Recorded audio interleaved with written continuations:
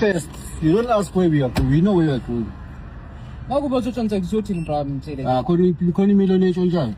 Hey. Yini multi millionaire tshonjani? Hey bro. Singaqasha uzowasha imoto mina. Must-treat guys. This is not your BMW. Bengizokutshela ukuthi ambobizi imanager utshele ukuthi yeah, you must know your job man.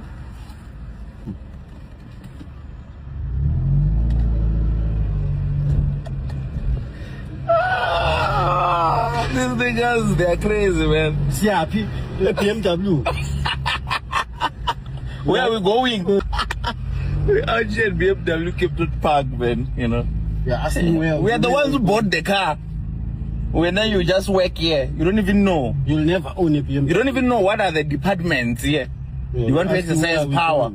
We are telling you we know where we are going. Call your manager. Tell him that I want to enter you.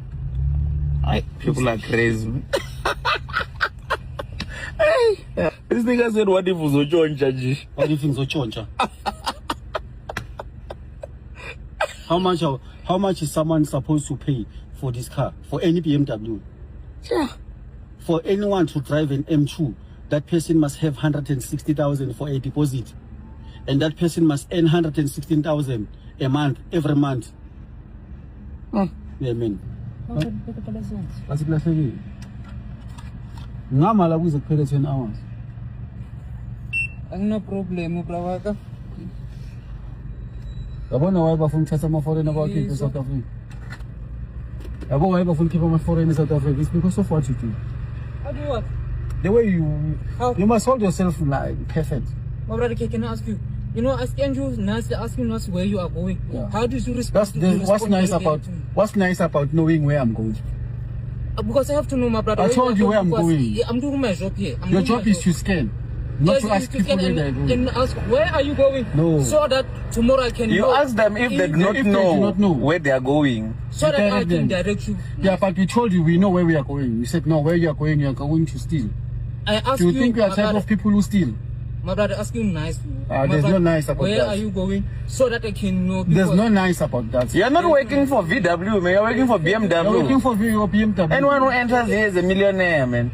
You must know that. Anyone who enters here is a millionaire. Okay. He's a multi-millionaire. Okay. Yeah, you must know. Put it in your brain.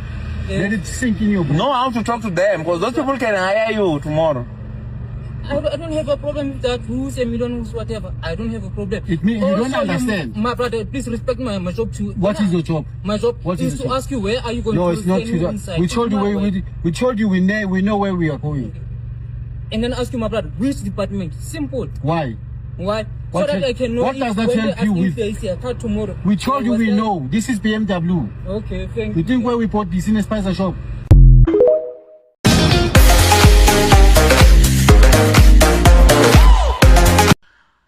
Iyodwa nje into engiyithanda ngama South Africans ukuthi banobuntu noma into engiyithanda ngane ma South African ukuthi ninobuntu ninothando nje anithanda ukubona omunye umuntu ke ebukelwa phansi ngomunye umuntu ngenxa mhlawumbe yomsebenzi ke awusebenzayo.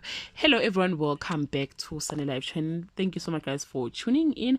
I'm back again with Mzansi trending stories and namhlanje guys sikhuluma ngale story ke esesitrende kakhulu ke la ezinkundleni ke zokuxhumana.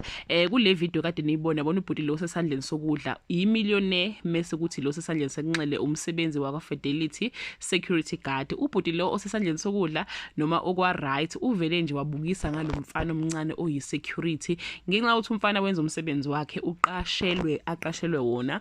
Ubhuti uvele wazibiza nge-millionaire etshela lo mfana ukuthi uyi security guard la se Fidelity futhi yena angeke futhi ke yena angeke aze abe nalutho empilweni yakhe futhi akasoza athwa nethuba lokuba ne BMW okanye adrive ke iBMW. Amalungu ke asebenza ngendlela efanayo ne security guard ezwe inhliziyo zibabhlungu emva kwalamazwi ashoyi lo bhuti abiza ke amanye ozibiza ke nge-millionaire baye bahlanganisa imali ke bakithi kwafika nje abantu behamba ngeimoto bahlanganisa imali kade ngicina ukuchecka ke bila ko 30,000 noma ko 40,000 bathi nje ayi siyaxolisa ngempela.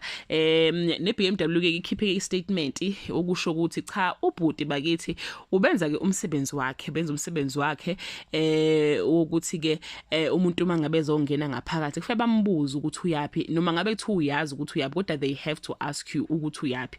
If bangakuzokwenza lokho bakithi ngagcina sengiya nabantu abangekho right. So as much as ubhuti ke oyimillionaire ebechaza ukuthi ujwayela ukuya lapha yana but umthetho uthi security must ask you ukuthi uyapi ngoba ngenze ukuthi udukile so base beyamdelela ke. So naye kubhuti nawe wa responda washo ukuthi cha akusiyena kuphela ke odelelile but naye security limdelelile wayeseke retaliate ke naye but ke guys uyena umuntu obekade ephethe video he was supposed ukuthi amveze lo bhuti lo emdelela kodwa futhi uyamuza ubhuti noma ekhuluma lapha ku background ukuthi uyachaza ukuthi cha angikwazi ukukuvulela ungene ngaphakathi what if uyisigebengu. So I don't know guys. So ubhuti nawe uyaxolisa kodwa uyamuza ukuthi ipride yona imbambile abantu sebeqalile bathatha izithombe zakhe uya circulate basho ukuthi nali millionaire ubani ogqokisa imillionaire kuningi guys but nje kukhona konke as abantu kufanele ukuthi ke sihloniphane nayo lento yokuthi nje nithanda ukuthi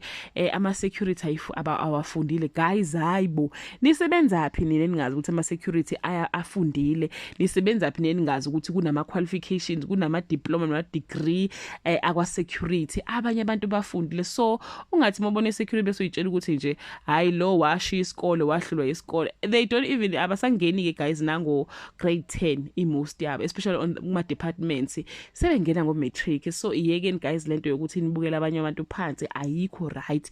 Ama security abasebenzi njengabo bonke abantu kukhona ama qualification akhona and they are very related to ilaw. So nje hayi bakithi ake sifundisaneni sifunde futhi nokuhloniphana nokurespectana noma bekuthiwa uyayibona ukuthi ungcono kangakanani kodwa nje iba nabo ubuntu mawukhuluma iba nabo nje ubuntu mawukhuluma nomuntu ikhona enye indlela ubhuti ke abenga responda ngayo even if security ucabanga ukuthi ke limedelelile then ukuthi ke ambostele ngokuthi ngikaze abe lutho yena ngamqasha ukuthi azosebenza ekhawasha azowasha imoto zakhe. Hayibo guys hayibo ake sifunde ibana abantu but kukhona konke ke lokho guys. South African, thank you so much for uthando nokuliveza kubantu even abantu bangaphandle. I know there are people who abashile la eSouth Africa bahamba kwa nje umunye umfana ngimbola pa social media mangabe ekhala ngothi unenkinga South African they do donate to him. Use kublo guys lo ubhuti lo use Malawi. Yes use Malawi.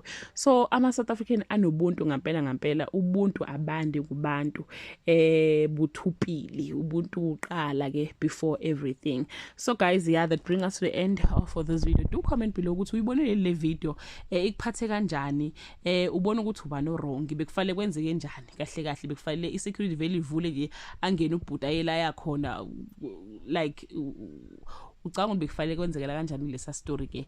Bye guys.